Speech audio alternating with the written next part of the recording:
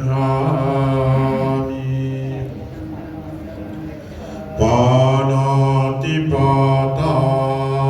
veramani sikkhapadan samadhiyami sikkhapadan samadhiyami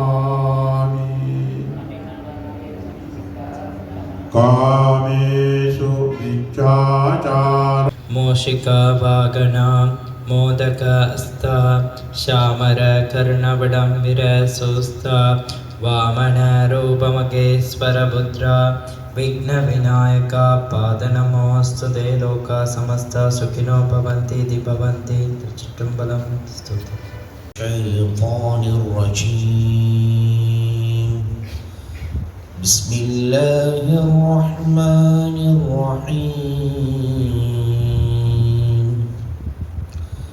अल्हम्दुलिल्लाहि रब्बिल आलमीन अर्रहमानिर्रहीम मालिकि यौमिद्दीन इय्याक नअबुदु व इय्याक नस्तईन اهدنا الصراط المستقيم صراط الذين أنعمت عليهم ස්වාමීන් කර්තව්‍ය අපිට ඉටු කරන්ට ඔබ වහන්සේට ප්‍රඥාව දුන්න මැනව අපේ තනතුරු දෙවි වැඩගත් වෙන්න යන්නේ අපිට අවශ්‍ය වෙන්න යනවා ස්වාමීන් අපේ ප්‍රඥාවේ යුක්තව මේ සෙලකට ලං වෙන්න අපිට මඟ පෙන්වව මැනව විදක්ක උන්වහන්සේගේ ජීවිත කාලය තුල උන්වහන්සේ විවිධ මනුෂ්‍යයන්ට හැම සෙනගටම ඔබ වහන්සේගේ අනර්ග සේවයක් සිදු වුණා. ජාතික සාම මණ්ඩලයේ ලංකාවේ දිස්ත්‍රික්ක 25ම වැඩ කරනවා. එතකොට විවිධ ව්‍යාපෘති ජාතික සාම මණ්ඩලය අරගෙන යනවා. සමහර ව්‍යාපෘති තියෙනවා විශේෂයෙන් මේවා යන්නේ රාජ්‍ය නිලධාරීන් එක්ක විතරයි. සමහර ව්‍යාපෘති තියෙනවා අර වගේ විශ්වවිද්‍යාල ළමයිත් එක්ක වැඩ කරන ඒවා. සමහර ඒවා තියෙනවා කාන්තාවන් එක්ක ගම්වල ගිහිල්ලා කාන්තා සංවර්ධනය අරමුණු කරගෙන වැඩ කරනවා. එතකොට මේ අපි කතා කරන ව්‍යාපෘතිය වැඩ කරන්නේ විශේෂයෙන්ම මෙන්න මේ කණ්ඩායම ප්‍රදාන කරගෙන. අපි කියනවා මේ district අන්තර් ආගමික කමිටුව. අපි ඉංග්‍රීසියෙන් කියනවා district interreligious committee කියලා. දෙමළෙන් කියනවා සර්ව මත කුළු කියලා. එතකොට මේ කණ්ඩායමත් එක්ක තමයි අපි වැඩ කරන්නේ. මේ කණ්ඩායමේ ප්‍රධාන වශයෙන් ඉන්නවා සර්ව ආගමික නායකයන් වහන්සේලා. ඊට අමතරව ඉන්නවා රාජ්‍ය නිලධාරීන්, සිවිල් සංවිධාන ඉන්නවා, කාන්තා නියෝජිතයන් ඉන්නවා, තරුණ ළමයි ඉන්නවා.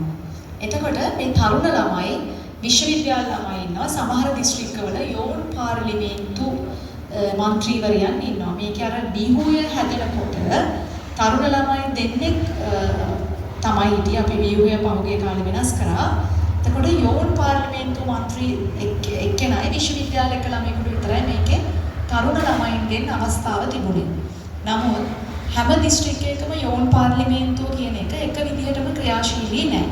අපි වැඩ කරන බොහෝ දිස්ත්‍රික්කවල එක විදිහටම ක්‍රියාශීලී නැහැ. දිස්ත්‍රික්ක දෙකක තුනක ඇරෙන්න. ඒ නිසා අපි අර ඉඩ ප්‍රස්තාව තවත් විවර කරා විශ්වවිද්‍යාල ළමයින්ට අවස්ථා දෙකක් දීලා ප්‍රදේශයේ සිවිල් සංවිධානත් එක්ක ක්‍රියාත්මක වන තරුණ ළමයින්ට. එතකොට මේ ව්‍යාපෘතිය විශේෂයෙන්ම යන්නේ මේ කියන කණ්ඩායමත් එක්ක. ඒක තීන්දුව తీරන ගන්න. එතකොට ප්‍රදේශයේ සාමය සංහිඳියාව වෙනුවෙන් අලුත් යෝජනා ඉදිරිපත් කරන්න, ගැටලුවක් ඇති තැනකදී මැදිහත් වෙන්න මේ සියලු කරුණු කාරණා කරන්නේ මේ දිස්ත්‍රික් අන්තරාගමික කමිටුව තමයි. ඉතින් අපි කියනවා මේ ව්‍යාපෘතියේ ප්‍රධාන නියමුවන් තමයි මේ district අන්තර් ආගමික කමිටුව කියලා. දැන් ගයක් කඩනොත් ඉඩම නියන කෙනෙකුට තමන්ගේ ඉඩමේ අලුත් ගයක් හදන්න පුළුවන්. නමුත් ලයින් කාමරයක් ගියාම ඉඩම නැති කෙනෙක් කොහෙද ඒක හදන්නේ? එතකොට වතුකර සහ අරුබුද වලින් අවතැන් මිනිස්සුන්ගේ ඉඩම් වලට මොකද කරන්න කියන කාරණය විශේෂයෙන්ම වතුකරේ ජනතාවගේ ඉඩම් අයිතිය ඒ සම්බන්ධවත් මේ ව්‍යාපෘතිය ඇතුළේදී කතා කරනවා. ජාතික සමගිය වෙනුවෙන් වැඩ කරන්න මේ සිවිල් ක්‍රියාදාර මිනිස්සු නැත්නම් සිවිල් ක්‍රියාදාරීන් නැත්නම් නායකයෝ ටික එකතු කරන්න එක පැත්තකින් අපට හැකි වෙනවා. ඒවට අපි විශ්වවිද්‍යාල ශිෂ්‍යයන් තරුණ ප්‍රජාව, විවිධ වෘත්තිකයන්, ගුරුවරු සහ දේශපාලන අධිකාරියෝ සියලුම දේශපාලන පක්ෂවලට අපි මේ වැඩසටහන තුළ අවස්ථාව අපි ලබා දුන්නා. එතකොට අපි කිසිදු දේශපාලන අරමුණක් හෝ දේශපාලන කෝණයකින් මේ වැඩසටහන ක්‍රියාත්මක කරන්නේ සහ කළේ නේ. ඉතින් ඒක නිසාම අපි මේ වසර ගණනාවම දිස්ත්‍රික් අන්තරාගමික කමිටුව වශයෙන් අපි විශාල වැඩ ගණනාවක් පොළොවේ පැලවෙන්න කරලා තියෙනවා. ඒකේ තවත් එක් පියවරක් තමයි අද අපි මේ Act Now කියන තේමාව යටතේ පටන් ගන්න. මේක ව්‍යාපෘතියක් නෙමෙයි. අපි දිස්ත්‍රික්කයේ අන්තරාගමික කමිටුව කරගෙන ආපු වැඩපිළිවෙලේ තවත් එක් දිගුවක්.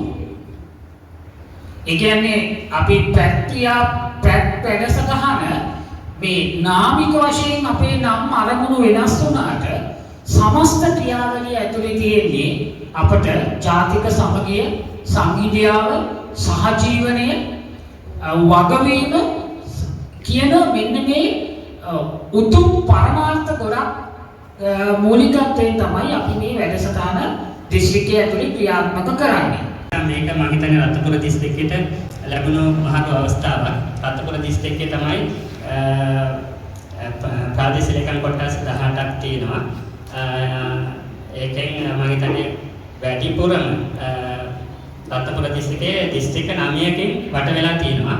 එතකොට ලංකාවේ වැඩිම දොරටු ටික තියෙන්නේ රත්නපුර දිස්ත්‍රික්කයේ. ඒ කියන්නේ මේකේ සාමය හා සංහිඳියාව විවට සමහර කලාට ලොකු ගැටලු බවට පත් වෙන්න තියෙනවා. අපිට අනාගතයේදී ඒවා වළක්වන්න පුළුවන්. ඒ කියන්නේ ගොඩක් වෙලාවට දකුණු පළාත ගත්තොත් අපිට රත්නපුර දිස්ත්‍රික්කයට මායිම් වෙලා තියෙන්නේ. එහෙන් ඌව පළාත, ඊට පස්සේ කෑගල්ල, කොළඹ, ඊට පස්සේ කළුතර ඔය ටික මායිම් වෙලා තියෙන්නේ. ඉතින් ලොකු අපිට කියන්න බෑ මේ සුන්දරයි රත්නපුරේ එහෙම කියලා කියන්න බෑ. රත්නපුරේ ආපදා දිස්ත්‍රික්කයක් විදිහට නම් කරලා තියෙන්නේ. ඒක නායයන් සහ ගංවතුර විවිධ ආපදා අකුණු සැරවැදීමෙන් ලංකාවේ වැඩිම හානියක් වෙලා තියෙන්නේ. මේ කියන්නේ ජීවිත හානි වෙලා තියෙනවා රත්නපුර දිස්ත්‍රික්කේ.